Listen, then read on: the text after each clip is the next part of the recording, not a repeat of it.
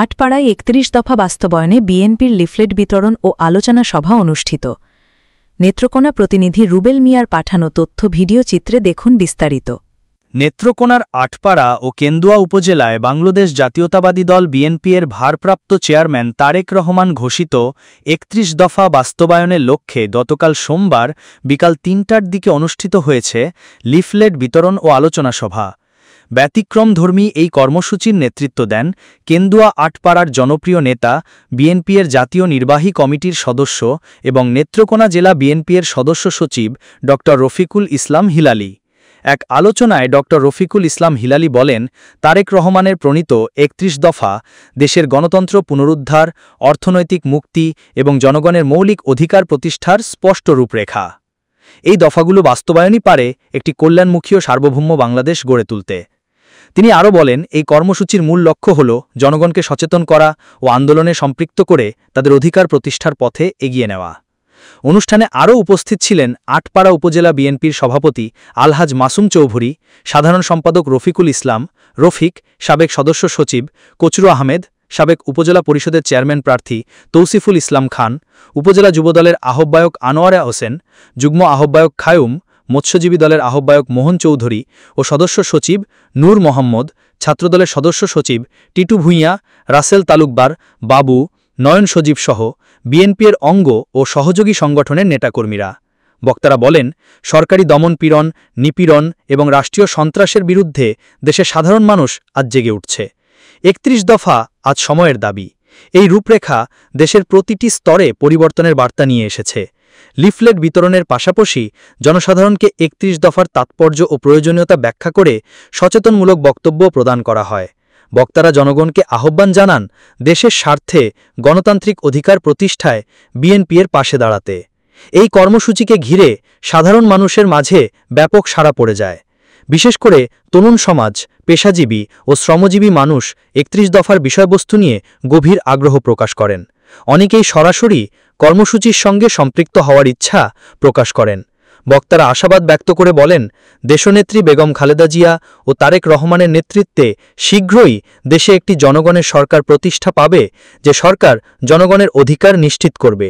শান্তিপূর্ণ এ কর্মসূচিকে একটি গণজাগরণের অংশ হিসেবে উল্লেখ করে নেতারা বলেন, এটি ভবিষ্যতের বৃহৎ রাজনৈতিক আন্দোলনের ভিত্তি রচনা করবে। আটপাড়া কেন্দুয়ার নয়নের মণি ডক্টর রফিকুল ইসলাম হিলালি মহোদয়ের উপস্থিতিতে আমরা তেলিগাতি বাজারে লিফলেট বিতরণ শুরু করেছিলাম। এখন প্রায় শেষ পর্যায়ে। আমি শুধু একটা কথা বলতে চাই, সকল নেতা কর্মী সমর্থকদের সামনে নির্বাচন, আমরা প্রত্যেকেই ঐক্যবদ্ধভাবে সামনের দিকে এগিয়ে যাই। কিছু সভাপতি হিসাবে আপনাদেরকে বিনয়ের সহিত অনুরোধ করে যাই, আমরা যারা এদিক সেদিক একটু ঘোরাফেরা করছি, বিভিন্ন রকমের অনৈতিক কাজের জড়িয়ে গেছি, তারা সাবধান হয়ে যান। কিন্তু দল আপনাকে সমর্থন করবে না, পাশাপাশি দল আপনাদের দায় দায়িত্ব নিবে না। 2013 সালে আমাদের বিএনপির ভারপ্রাপ্ত চেয়ারম্যান জনাব তারেক রহমান ঘোষণা করেছিলেন, আজকে যারা সংস্কারের লক্ষ্যে কথা বলছেন, এই সংস্কার জনাব তারেক রহমান 2 বছর পূর্বেই ঘোষণা করেছেন। যদি কখনো জনগণের রায় পেয়ে বিএনপি ক্ষমতায় আসীন হয়, এই ৩১ দফার লক্ষ্যে দেশ পরিচালনা করবে। আজকে যে অন্তর্বর্তী সরকার রাষ্ট্রীয় কাঠামো মেরামতের লক্ষ্যে যে সকল কর্মসূচি ঘোষণা করেছেন, এই সকল কর্মসূচি ৩১ দফার মধ্যে নিহিত রয়েছে। প্রিয় ভাইয়ের আমার, যে কোনো পৃথিবীতে যে কোনো এক শক্তিশালী সরকার গঠন করার লক্ষ্যে জনগণের ভালোবাসা পেতে চাইলে, জনগণের রায় যদি আমরা পেতে চাই, আপনাদের কাছে আহ্বান থাকবে, মানুষের মন জয় করার চেষ্টা করুন, মানুষের ভালোবাসা অর্জন করার চেষ্টা করুন। দীর্ঘ 17 বছর কিন্তু বাড়িতে ঘুমোতে পারেন নাই, এখন তো ঘুমোতে পারছেন নাকি? এটাও আল্লাহর অশেষ রহমত মনে করে, আল্লাহ তাআলার প্রতি কৃতজ্ঞতা প্রকাশ করে মানুষের সঙ্গে ভালোবাসার ব্যবহার করতে শিখুন। আগামী দিনে এবং বর্তমানে আমাদের কোন নেতা কর্মীর দ্বারা যদি কোন ব্যবসায়ী ক্ষতিগ্রস্ত হয়, সাধারণ মানুষ ক্ষতিগ্রস্ত হয়, এই দায়ভার কিন্তু বিএনপি বহন করবে না। আপনার কুকর্মের ফল আপনাকেই বহন করতে হবে। আমরা মাসুম চৌধুরী সাহেব, রফিকুল ইসলাম সাহেব থানা বিএনপির নেতা নির্বাচিত হওয়ার পর উনারা সহ আমি পরিষ্কারভাবে পুলিশ প্রশাসনকে বলেছি, অন্যায় কাজে যেই জড়িত থাকবে তাদেরকে গ্রেফতার করুন, যে অপরাধ কর্মকাণ্ডে জড়িত হবে তাদেরকে গ্রেফতার করুন। তাদের ব্যাপারে আমরা কোনো সুপারিশ করব না। সর্বশেষ আমাদের নেতা কর্মীর প্রতি আহ্বান থাকবে, একটিবার আপনার নেত্রীর কথা স্মরণ করুন।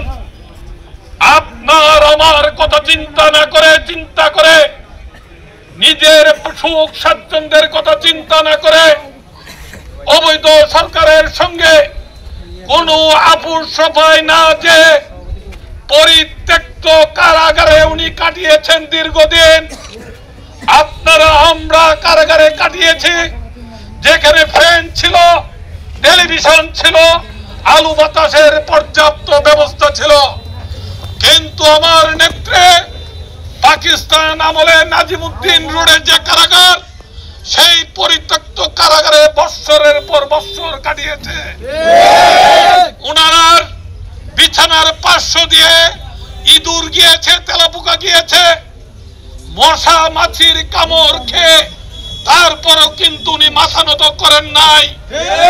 উনি দেশ ছেড়ে যান নাই শুধুমাত্র আপনার আমার এদেশের সাধারণ মানুষের কথা চিন্তা করে। আল্লাহর দোহাই লাগে, আপনার এই নেত্রীর কথা চিন্তা করে আজ থেকে শপথ করুন, আজ থেকে ওয়াদা করুন, মানুষ কষ্ট পায় এই কাজ আপনারা করবেন না, মানুষের উপর জুলুম করবেন না, কোন দোকানদার ভাইয়ের কাছে বাকি চেয়ে জোর করে নেবেন না। আল্লাহর কাছে কিন্তু এটা অভিশাপ হিসাবে চলে যাবে। আমাদের ইউনিয়ন নেতৃবৃন্দের বিরুদ্ধেও যেন কোনো অভিযোগ না পাই, কোন দুস্থমাতার কার্ডের বিনিময়ে টাকা চেয়েছেন, সুযোগ সুবিধা পেয়েছেন, যদি এ ধরনের অভিযোগ আমরা পাই, আমরা এই কমিটি কিন্তু আমরা সঙ্গে সঙ্গে ভেঙে দেব। আপনার অপকর্মের দায়ভার আমরা বহন করার মতো ক্ষমতা নাই।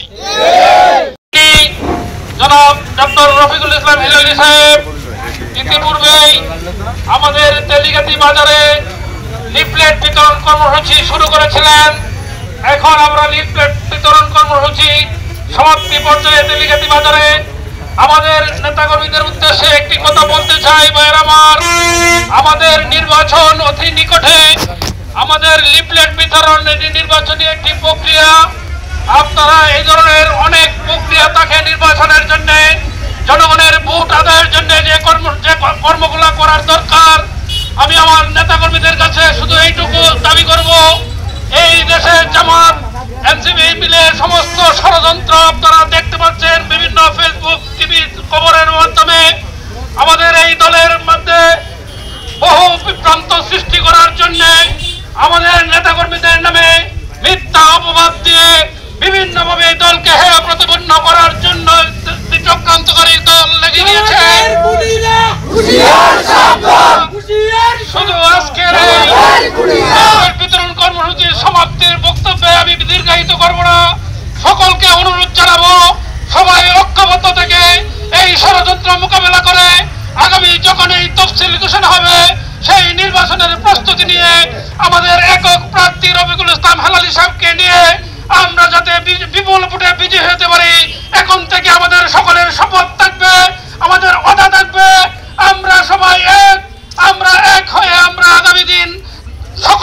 সকল ভেদাভেদ ভুলে গিয়ে এই সকল ষড়যন্ত্র মোকাবেলা করে আগামী তফসিল হলে নির্বাচনের প্রস্তুতি নিয়ে আলী সাহেবকে জয়যুক্ত করবো এই প্রত্যাশা ব্যক্ত করে আমি আমার বক্তব্য শেষ করছি। এখন আপনাদের সামনে